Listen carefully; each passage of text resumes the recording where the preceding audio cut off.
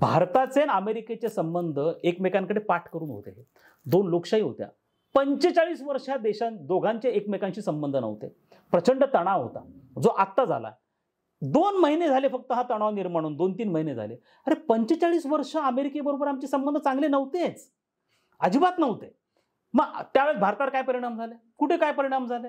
मग 2-3 महिन्यांच्या तणावामुळे फार परिणाम होईल असाही भाग आता अजिबात राहिलेला नाहीये. त्यामुळे मी एक महत्त्वाचं स्टेटमेंट करतो, जेवढी गरज भारताला अमेरिकेची नाही, त्याच्या दुप्पट अमेरिकेला भारताची गरज आहे. हे लक्षात ठेवा. त्यांना आता फक्त तुम्हाला 2-3 बिलियन, 4-5 बिलियन डॉलरचा व्यापार दिसू लागला, त्यातनं तुम्हाला बेनिफिट मिळणार आहे आयात शुल्क लावून, ओके, वाढवून. पण तुम्ही हे विचार करा की तुमच्या धोरणामुळे जर भारत दुखावला गेला, सर्वसामान्य भारतीय जनता जर अमेरिकेच्या विरोधात गेली, 45 वर्ष ही जनता अमेरिकेच्या विरोधात होती. मोठ्या मुश्किलीने जनतेचं मनपरिवर्तन झालंय आणि आम्ही आता अमेरिकेविषयी पॉझिटिव्ह विचार करायला लागलेलो आहोत. आता हे लक्षात ठेवणं गरजेचं आहे, जर जनता परत एकदा पब्लिक ओपिनियन जर अमेरिकेच्या विरोधात गेलं तर तो डॅमेज करेक्ट नाही होणार.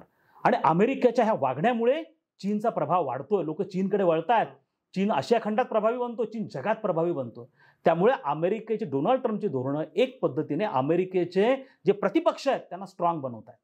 आणि ते आता ट्रम्पला रिअलाइज व्हायला लागले, म्हणून ट्रम्प कुठेतरी ताळ्यावर आलाय. उशिरा सुचलेलं शहाणपण असं आपण म्हणतो ते आता घडतंय.